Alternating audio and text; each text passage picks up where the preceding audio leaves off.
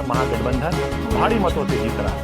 और कोडरमा में जो ऐतिहासिक होगा, यहाँ कोई मुकाबला ही नहीं रहेगा। मुकाबला सिर्फ उन लोगों का आपस में 2 नंबर पे कौन हो, उसके लिए लोग मुकाबला कर रहे हैं कि कौन पार्टी 2 नंबर पे आएगी।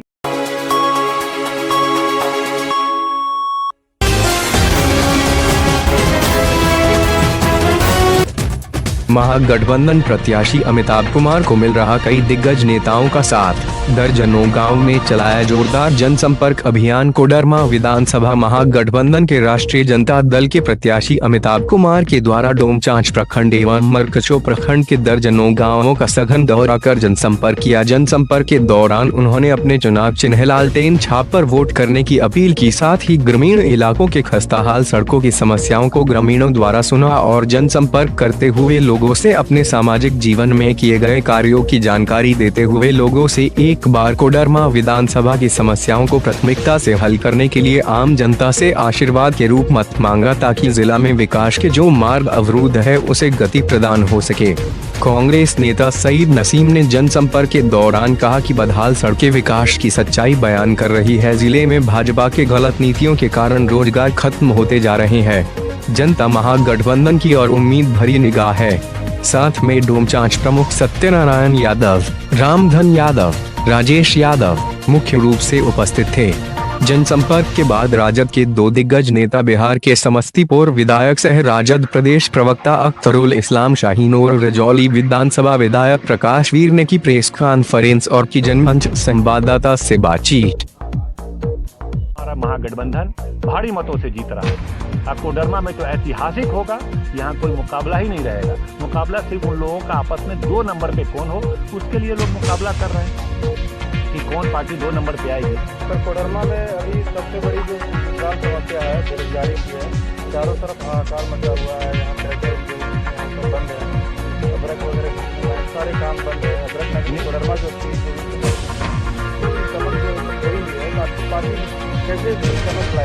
निश्चित रूप से कोडरमा में एक अच्छा उद्योग की व्यवस्था थी और बहुत सारे लोग को इसकी वजह से रोजगार मिलता था। और ये रघुवर दास सरकार एक लंबे समय में पूरा कार्यकाल रहने के बावजूद इस दिशा में कोई भी कदम नहीं उठाया, जिसके कारण यहाँ बड़े संख्या में लोग को पलायन करना पड़ा।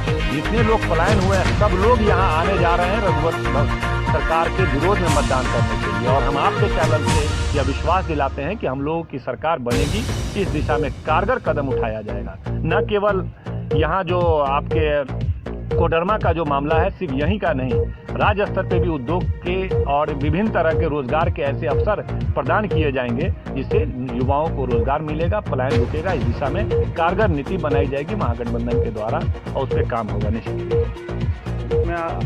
आपकी पार्टी जो है यहाँ पीछे किस तरह काम कर रही है?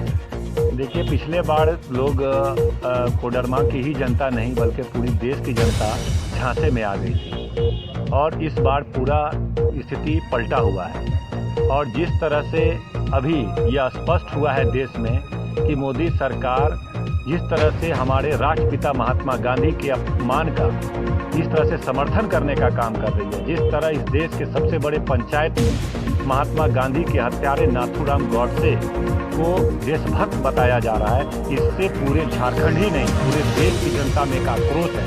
क्योंकि राष्ट्रपिता किसी एक जाति समुदाय के लिए राष्ट्रपिता नहीं है, देश के एक लोग गांधी जी को राष्ट्रपिता मानते हैं। उसके प्रति भारतीय जनता पार्टी का नेतृत्व यह एक प्रज्ञा ठाकुर का ही सिर्फ बयान नहीं है, बल्कि देश के प्रधानमंत्री और गृह मंत्री के द्वारा उसको पार्टी से निष्कासित नहीं किया जाता और उसके सदस्यता को समाप्त नहीं किए जाने के कारण पूरी जनता में आक्रोश देखने को मिल रहा है। और भाजपा की तमाम नीतियों से लोग आक्रोशित है, इसीलिए लोगों जनता में बहुत आक्रोश है और लोग परिवर्तन चाह रहा है। और अब जो वो झांसे में लोग को लाते थे, अब जनता जागरूक हो गई है। इसलिए आपने देखा कि हरियाणा में भी तमाम विगन पूरा चुनाव हार गए। भले ही वो सत्ता किसी तरह से इन प्रकार हासिल करने का काम किया, लेकिन वहाँ भी हारने का काम किया। स्थिति अच्छी नहीं रही और झारखंड में भी उनकी स्थिति बहुत खराब होने जा रही है, ये हम बताना चाहते हैं।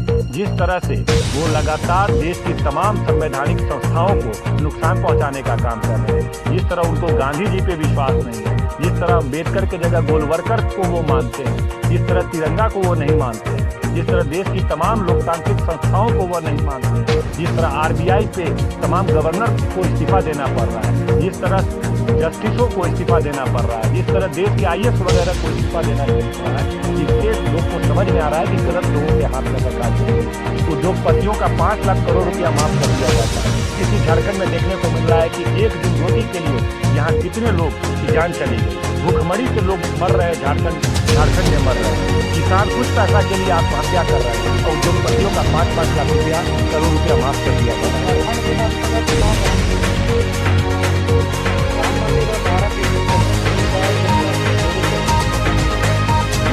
कोर्ट का मामला था, सब लोग इस बात को, तमाम राजनीतिक पार्टी इस बात को सहमत थे कि न्यायालय का जो भी फैसला होगा उसको मानेंगे।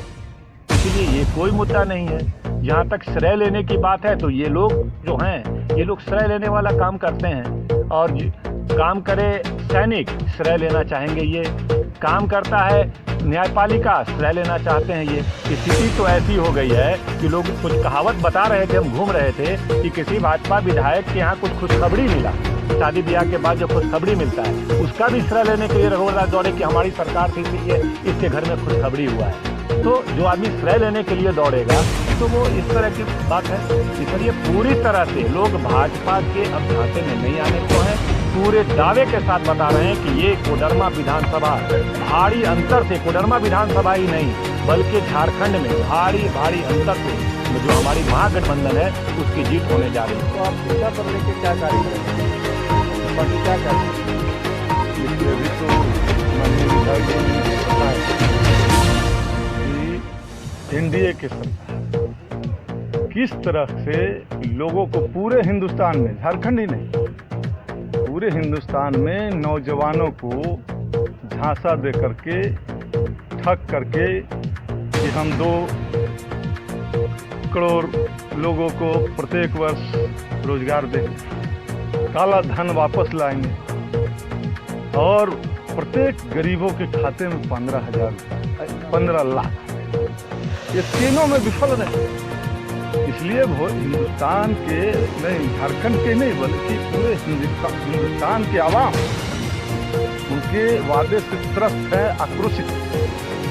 इस बार उनकी चाल को पूरा एक गरीब मतदाता से लेकर के बुद्धिजीवी जितने हैं, किसान इस बार उनका झांसा चलने वाला नहीं है।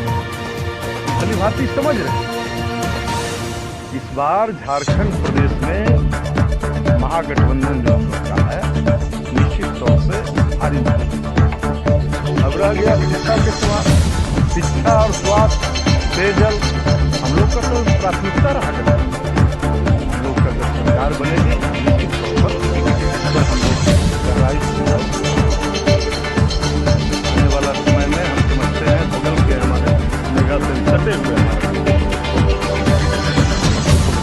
और जो बॉर्डर मेगा फेरी वगैरह में ये जगह से मजबूत कर दिया है। ये कौला का है, इधर आपका कलाली और आपका ये सारा काम सब जगह देख रहे हैं। हमारे उम्मीदवार सारे लोग हमारा बोलने ये कोडरमा में कहीं कोई हो रहा नहीं है। यहाँ भारी बहुमत से हमारे उम्मीदवार जीतने जा रहे हैं।